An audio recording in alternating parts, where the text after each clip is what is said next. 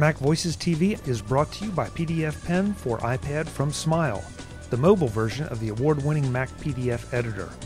Use it to sign a contract, make corrections, fill out an application, make comments on a presentation, and much more. It's the mobile app that doesn't feel like you left the important features back at the office. Welcome to Mac Notables. This is the home of the Mac experts you want to hear from. I'm Chuck Joyner. Folks, as you can tell by the background behind me, we're doing things a little bit different tonight. We're live with the Hershey Apple Corps, my Mac user group. Hershey Apple Corps, it's great to see you. Thanks for having us.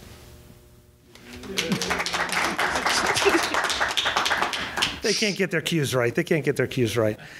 And this is our holiday meeting for December of 2012, and we couldn't think of a better way to celebrate than by inviting Miss Tonya Engst to talk to us from upstate New York. Tonya, it's great to have you. Thanks for being here. Thanks. This is really fun. When you first invited me, I thought you were suggesting that I drive to Hershey, Pennsylvania, which I sort of considered maybe, but for a Wednesday night, which is a school night at my house, it's very nice that we can do this over Skype. Agreed. We'll have you sometime down when the weather's a little nicer and take you to Hershey Park and when it's a little more hospitable. That sounds fun. Definitely. Well, Tonya, there's so many things, whenever we get together, it seems like there's so many things that we should talk about, and then we always veer off in other directions. And we'll give the crowd a chance to ask questions a little bit later, but how about if we start by asking what's going on with you since we talked last in TidBITS and Take Control land? Well, in Take Control land, we just did something unusual. We released a book that's not a book. We released a book that is actually a season's ticket to a series of 4 video presentations done by Joe Kissel about how to get work done on your iPad. And so that's been really interesting for us. We've never done video before in any kind of way where we were charging people to watch it. So we've been working on our video skills, and we've never just basically done anything besides a Take Control book for a really long time. So it was fun for us to kind of throw things up in the air and just try a project that was a little different.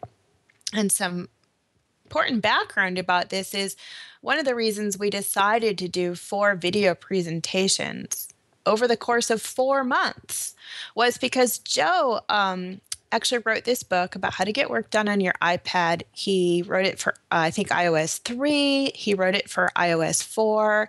And then with iOS 5, he never actually updated the book. It never got done. It was sort of on the to-do list, but it never happened.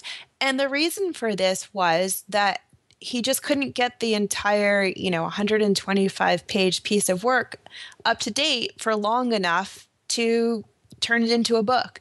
So it just felt like as soon as he would write one chapter, a whole bunch of apps would update, or a new iPad would come out, or Siri voice dictation would become available, or something would happen, and he'd kind of have to go back and start again. So by breaking the book's contents up into 4 discrete pieces of information, we're hoping that we can at least give 4 presentations that are completely up to date when they're presented, and that I think people are pretty aware that things do keep changing, and it is very difficult to keep it all up to date.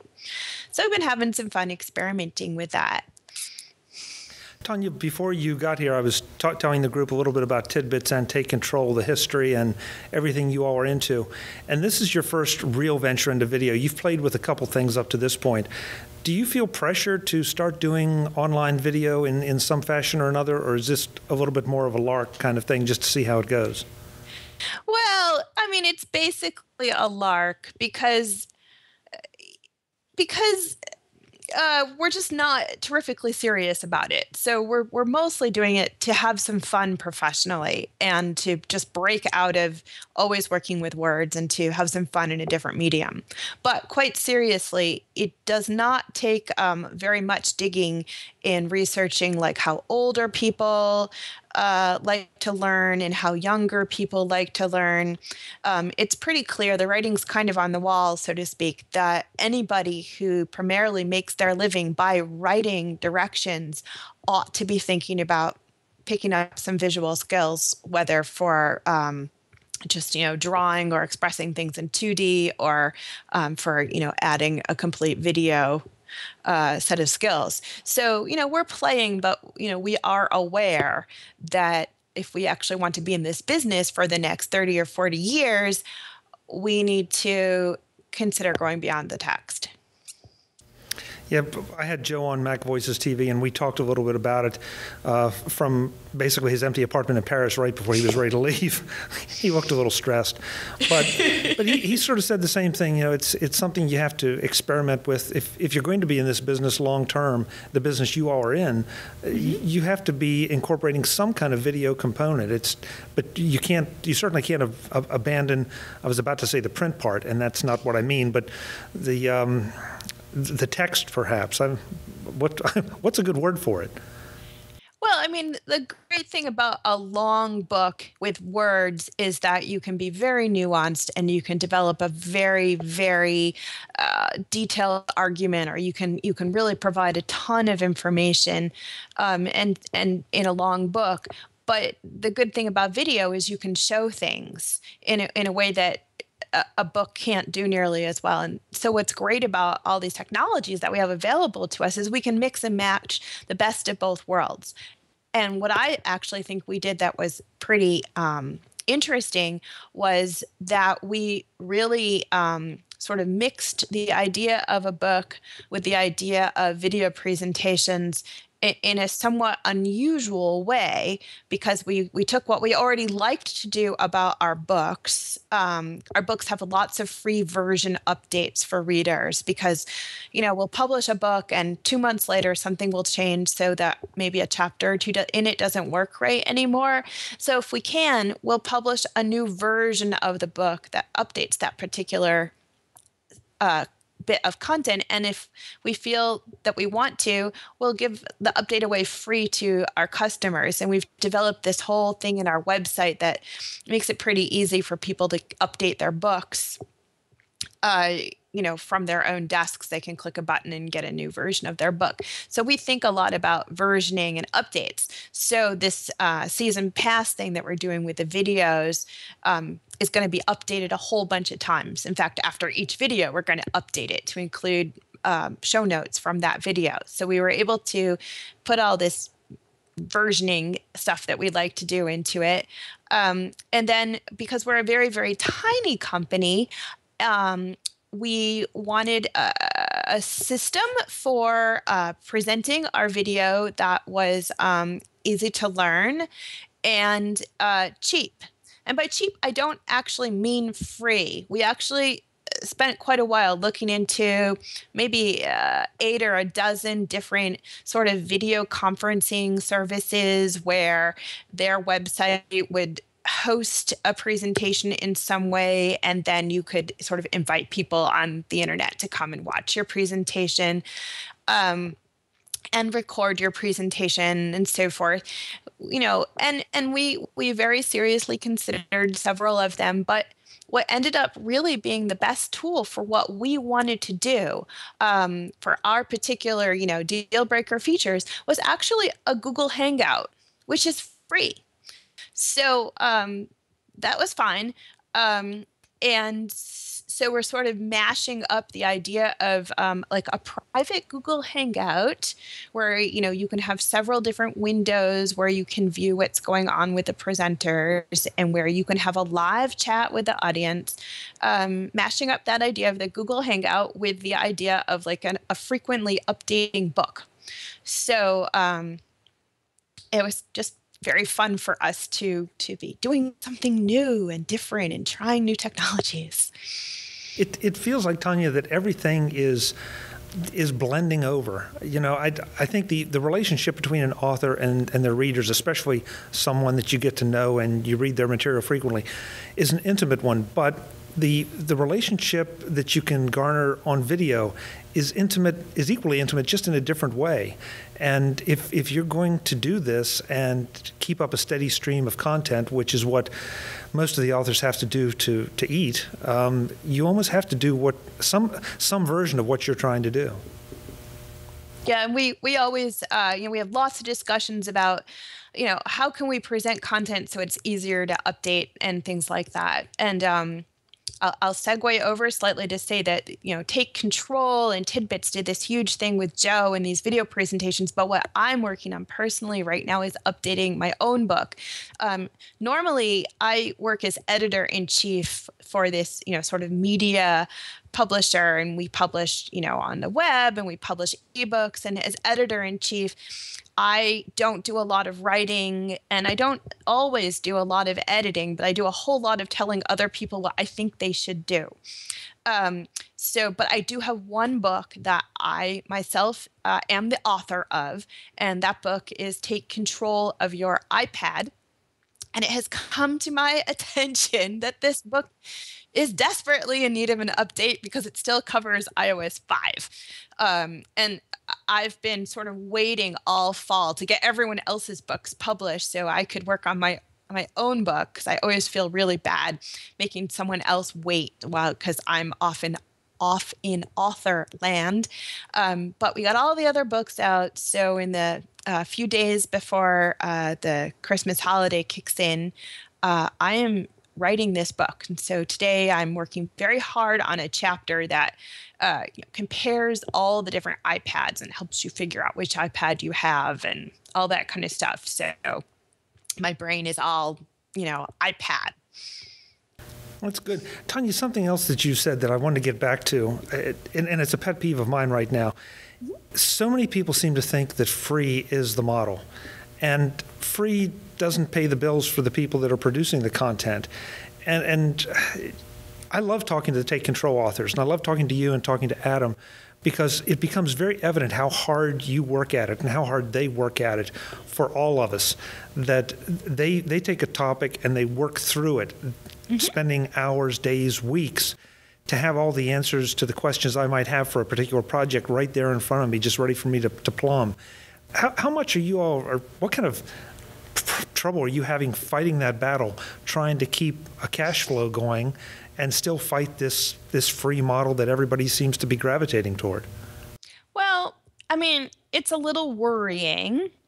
And for a long time, when we published all of our stuff on the TidBITS website, so we were publishing, web style content, articles, opinion pieces, how-to pieces, but, for the web, for quite a while, that was great. It worked well. We were making, enough money to kind of keep things going. And then I would say as the century turned and we got into the 2000s, that model started to have difficulties because of the pressure to publish news very quickly so as to keep up with many other technology websites. And because as the web on the whole began to be very adept at gathering data about the effectiveness of web advertising, what I think we all learned, and TidBITS was not in any way special, what we all learned was it's not very effective. So it became more and more difficult to get sponsors who were interested in paying, a lot of money to be in TidBITS. And, we still have sponsors in TidBITS, and we love them, and we're incredibly grateful for their support. But we actually found that TidBITS was being a bit concerning. And around that time, somewhat coincidentally, we launched the Take Control ebook series. And the Take Control ebook series, probably half the people here know this already, but it's just a whole bunch of electronic books that you can buy off the web or the iBook store or wherever. And they cost $10, $15 usually. And what we found was people were just fine with paying $10 or $15 for an ebook, and that became a wonderful source of revenue for us. And I don't mean revenue like, we're buying yachts. I don't mean that at all. But what I mean is it meant that we had a viable business, and we're able to, in fact, take some of the money that the ebooks made and use it to pay people to work on the TidBITS website. So for quite a number of years, TidBITS was being very much supported by those ebooks. And at this point, other things have occurred as far as the question you asked about sort of the syncing of everything to free. That is concerning. And we're seeing in the iBook store, for instance, if you put a $10 or $15 book in the iBook store, it's not going to do very well at all. You'll sell 5 copies a month or something, which is not very good. And so the question becomes, how can you put something in the iBook store for $1.99 or less and deliver something that you're proud of, but that you can also create highly efficiently? And that's a question that we're thinking about a lot right now. We have some ideas. Maybe we'll share them sometime next year. But we're thinking about it. On the TidBITS side, about a year ago, we actually felt that it wasn't okay that TidBITS was being supported so much by the ebooks, and we launched a membership appeal and invited people to become TidBITS members, and we gave them a few perks and a big thank you for doing that. And so we started that last December. It was actually very successful. And again, by very successful, I do not mean in any way that we're, buying luxury consumer goods. But what I mean is we can afford to keep the site operational, and nobody's earning minimum wage or working for free unless they want to. The membership, what we're really waiting for right now is, now that we've been doing the TidBITS member thing for a year, we're just going into our second year. So one of the big questions that we're eager to find the answer to is how many people joined up as members just as kind of a one-time thing to show their support, which we really appreciate a great deal. But we're curious how many of those people will come and renew for another year to kind of keep us going. So we're a lot of budget questions will be answered in another month or so.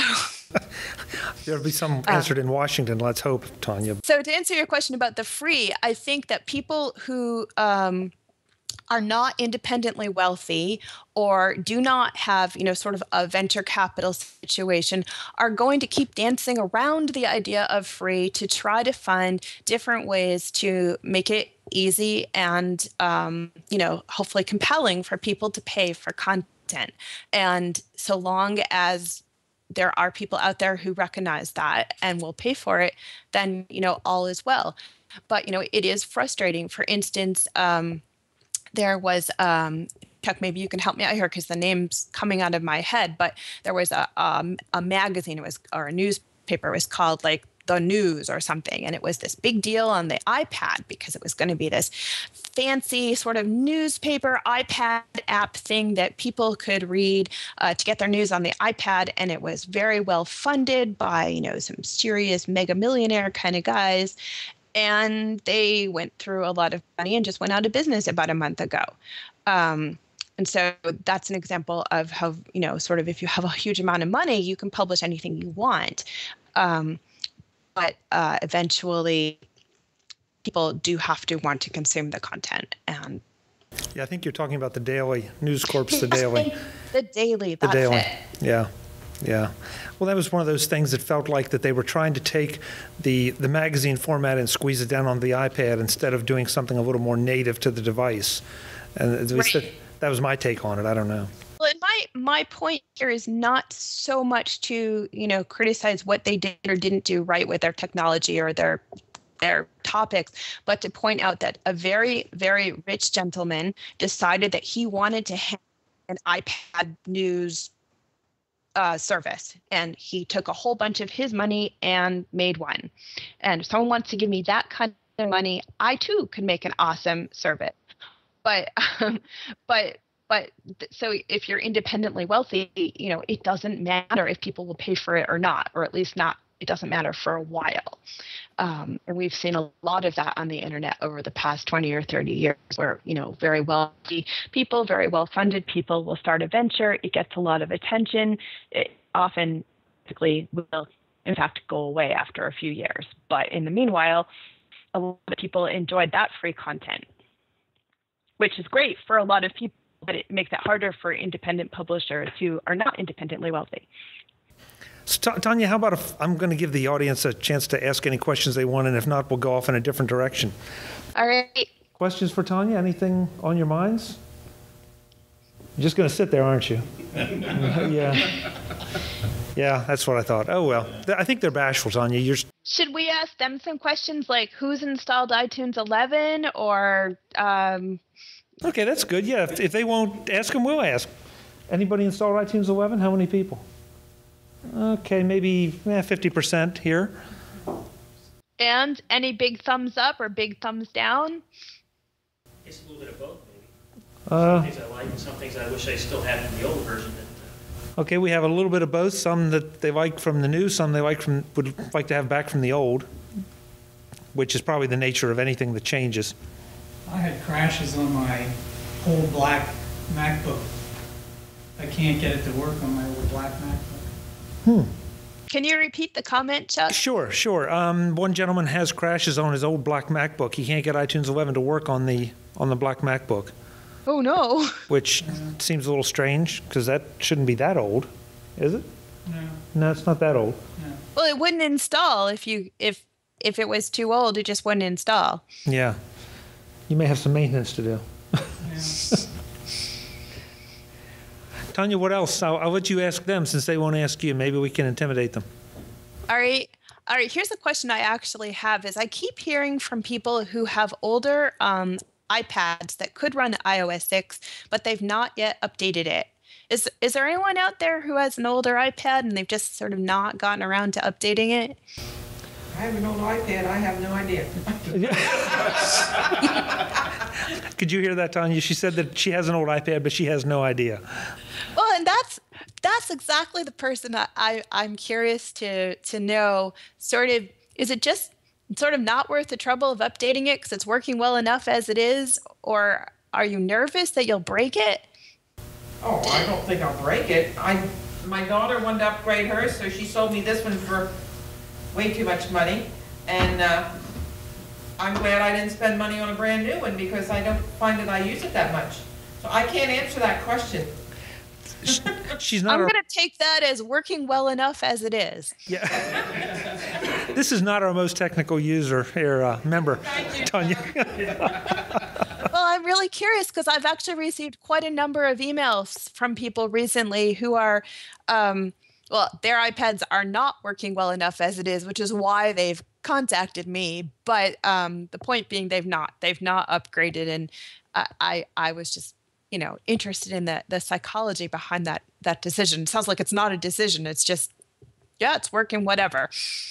I do have a question on that because, like on the computer, when there's an upgrade, it comes on and says there's an upgrade for them. Do you want to install it now? Should I be getting something like that on this iPad? It depends on how unupgraded it is. Well, I think it's the first generation that came out. It was one of the first ones that came out, but I can't answer any more than that. If you flip it over, you've got it right with you, right? If you flip it over, does it have a camera lens on the back, or can anyone tell? Is it an original iPad? It's a first generation. It's a first gen. Well, that would definitely also explain why you're not running iOS 6, because it can't upgrade, so your problem is solved. Oh, good. Being stuck in the past is okay, Tonya? Is that what you're saying? It sounds like there's no reason to put more trouble into maintaining the thing. So it is interesting how we all feel this pressure to upgrade. Well, some of us feel this pressure to upgrade. But there's also that, and I guess it's part of the nature of why we're talking to you and why we're here in this place talking about these subjects, the desire to do something new and something cool and something different with the technology. Sometimes it's not that techno-lust or tech envy. It's just, I want to do something else, and gee, they say I can do this, so I want to try it. Oh, yeah, absolutely. A video is a lot like that. I mean, just the first time you do a video chat or whatever, you might think, no, that's sort of weird. Or the first time you do a video podcast. Well, that's sort of weird, but sort of fun. And then you find yourself doing a video podcast where other people are watching. Like, wow, what's with that? But yeah, it's really kind of exciting. It gets frustrating though when it feels like you're just spending a lot of time on what feels like busy work. So like if you upgrade to iTunes 11, that probably only took a little bit of effort, but then it crashes. So now what do you do? Or you just feel like every time you turn your Mac on, every time you launch an application, someone wants an update, and you're like, just get out of the way and let me get my work done. So needs to be a balance between the time you spend just upgrading your stuff and the time you get to spend actually doing something cool. And I think that is an area where the technology industry could improve. Tonya, it sometimes surprises me, and this group doesn't have that problem, and neither do the people that you work with, but there's some that are hesitant to learn new things. They just want it to be the way it is and just work this way, and that's all, and never have another problem. That seems so strange, and yet I think as a certain section of the tech audience gets older, that starts to creep in a little bit. The desire to play doesn't stay quite as in the forefront as it maybe was at one point. Well, I think we also have to remember that back in the day of say the late 1980s or early 1990s. So when we had personal computers, but we didn't even have the internet yet. I think for the most part, people use computers because they were really excited about them and they wanted to spend time, upgrading them and installing drivers and, doing all kinds of really new things that you could do with them that you really couldn't do in any other way before. And as time went on and we got the web and so much of what we need to do to be responsible adults moved to the web, we got digital cameras and they kind of replaced analog cameras. Good luck getting an analog camera and developing film now. So a whole lot of things that people used to choose to do on computers because they were sort of the kind of person who wanted to do that. Now, like pretty much everyone has to do them.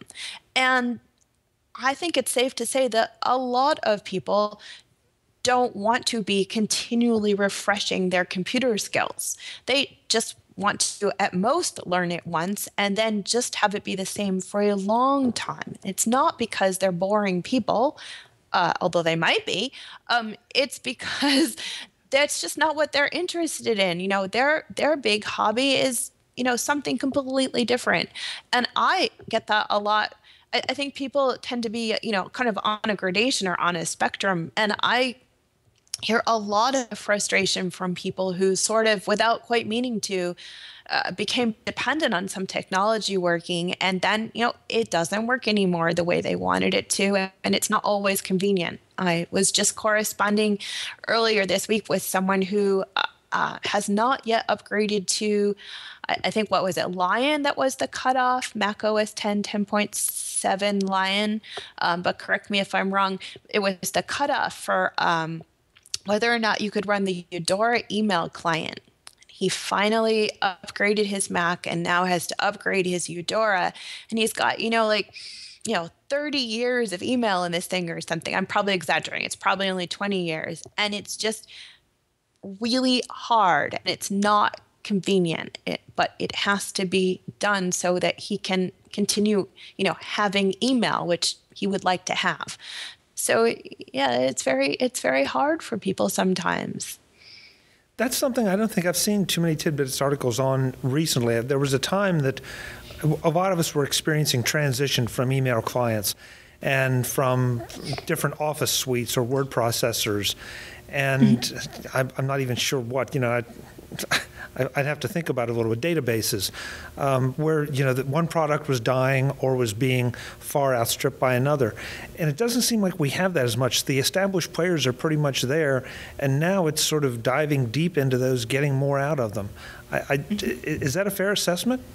Well, I think so many people are using software in the cloud also. So it just, the development is much less dependent on a particular processor or a particular computer, and it's much more generalized. Yeah, I guess so. And that's not to say there's not a lot of great new software coming out. Certainly, I talk to enough people. You write about enough of it in TidBITS, and the Take Control book certainly pointed out. But the other factor that has really, I think, influenced Take Control is the amount of great Apple software. Not the third-party stuff, but you think about iPhoto and Aperture, Final Cut and iMovie. I can keep on going. They've sort of pushed some others out of the market or dried the markets up in some areas. That's true, and I think that also speaks to, like with iPhoto, the value of free. I mean, iPhoto isn't always free, but it can be somewhat free, and I think that also has pushed other people out. And also, Apple's apps integrate so well with one another. So if you have iPhoto, it's going to work more fluidly with a whole bunch of other applications. So I think it is difficult to compete with Apple directly. So developers always need to look for things that Apple's not that interested in. But for you, the one good piece of news in that is that Apple, one thing they've been consistently terrible with is documentation. Yeah, there does seem to be some openings there in the documentation realm. Please keep Take Control going. We need you. Right. Well, and I think, Apple is going to tell you how to use their applications.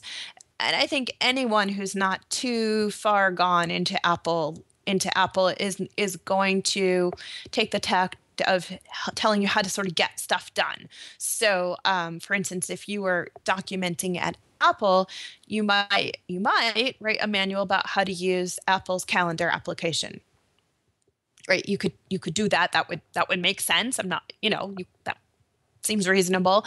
But if you were not at Apple, you might write something about the pros and cons of Apple's calendar application versus setting up your calendaring in Google's universe versus, well, what about Microsoft's universe versus, what are some of the leading third-party developers? What kinds of calendars are they making, and how does that all go together? So someone who's not at Apple is just going to approach documentation differently because they're going to look to all the different sources of software solutions for people.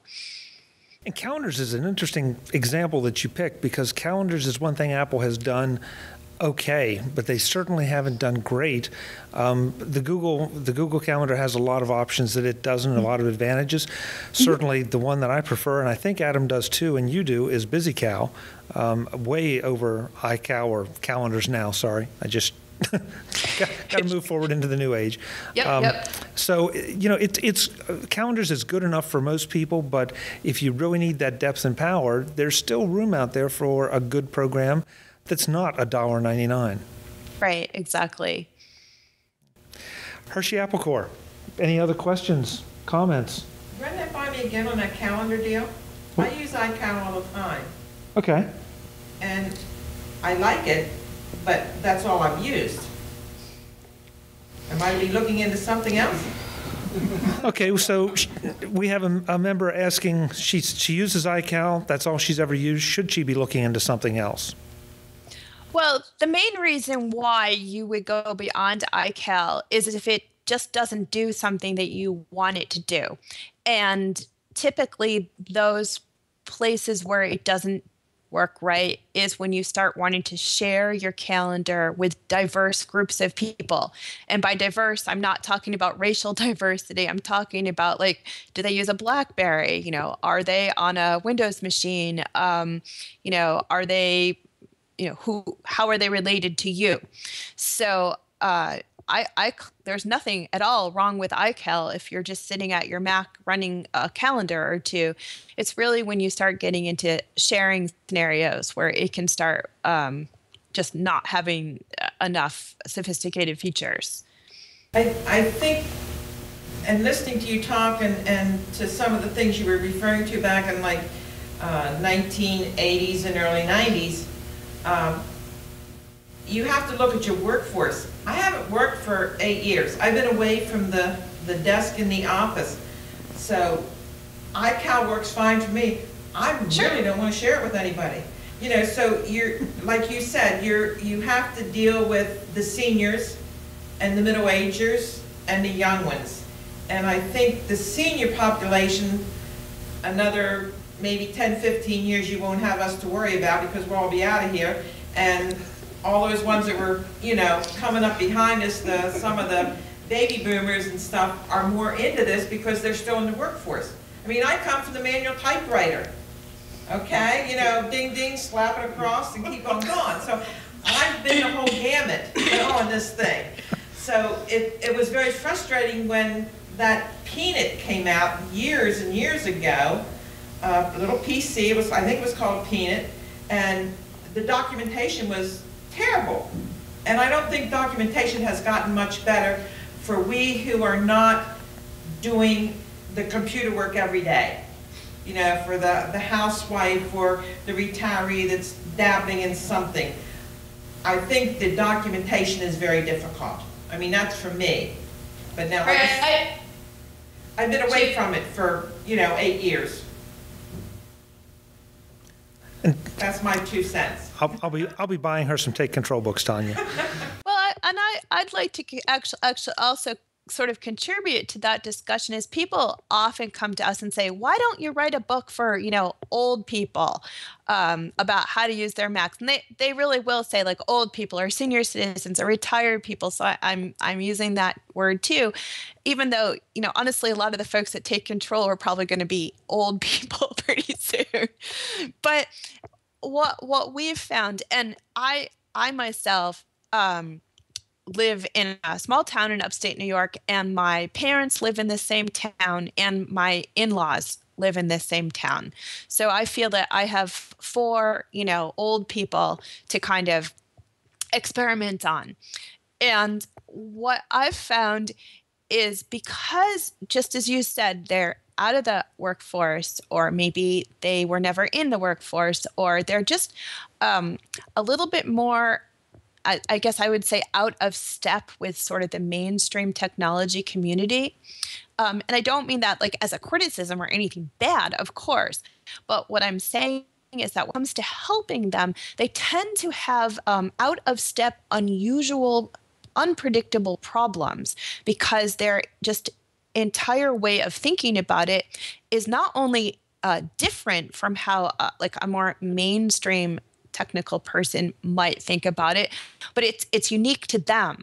So it's not like all the people who are sort of older and out of step would have the same question or could learn in the same way. And it feels as though books often are not very successful because a book can really only imagine a small number of different sort of kinds of people, or can only predict so many off-the-wall questions. And I think for that group of people, you know, having a person come to your house once a week or once a month and just sit down with you for a few hours tends to be vastly more effective than written documentation, because you get that one-on-one and you can ask your truly weird question, and they'll be able to answer it for you, hopefully. And so the documentation thing is very tricky. One of the things I will often recommend if someone says, you know, like, you know, what computer should I buy? Or, you know, what technical thing should I buy? I often say, well, you should ask the person who you're going to call when you can't make it work and ask them what you should buy. For that same reason, where sometimes the human touch is just a lot better than documentation. But it does seem like this may offer some opportunities for video and for some of the online interaction like we're doing now. It may just not be logistically possible for the experts that you really want to talk to, or maybe that are available to come to your house for a couple hours every month, but there's no reason you can't do something like this. And with some of the remote control software, they can grab your Mac and take a hold of it just like they were sitting beside you. That's true. And one thing that I've noticed in my household is that whenever an older person or actually any person. We don't have to single out the older people. Whenever anyone comes to our house, if they know me and my husband, Adam, who also works at home with me, if they have an iPhone or an iPad and a question, they bring it to my house, which is much better. I'd far prefer to help them in my own home because then I don't have to, travel or anything. So that's kind of a profound difference between helping people when you have to, go to their house and sit down at their desk. Tonya, you've been very generous with your time, so I'll give you a chance. Do you have any other questions for them? Oh, other questions. Or do you have any questions for her? Whoever gets it first. Did she ever consider online seminars? Did you ever consider online seminars?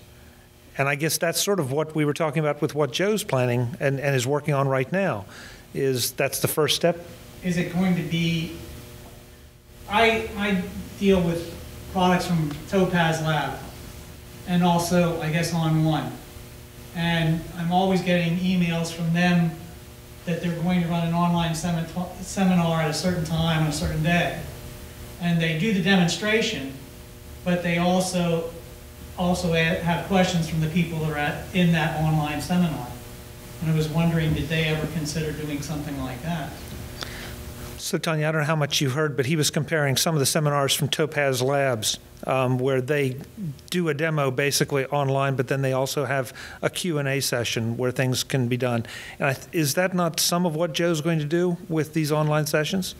I think it's in the same general category. Certainly, Joe is sort of presenting for about 45 or 50 minutes, and audience members on the internet see either his face while he speaks, or the camera can switch to actually show his computer screen or his iPad screen.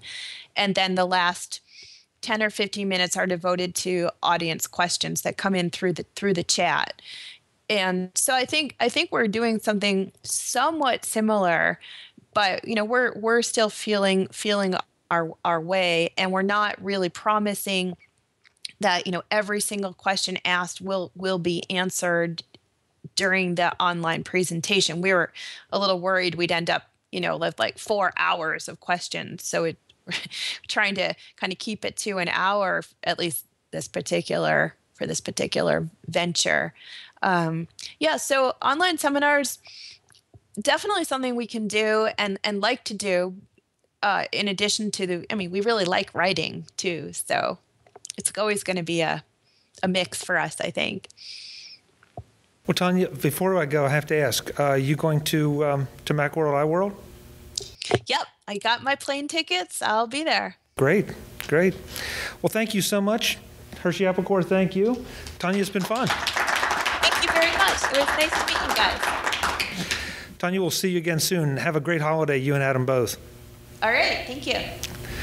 Folks, that's Tonya Engst. She really runs TidBITS and Take Control. Adam just shows up. And I'll be talking to him soon. Until the next time, I'm Chuck Joyner. This is the home of the Mac experts you want to hear from. Thanks for watching.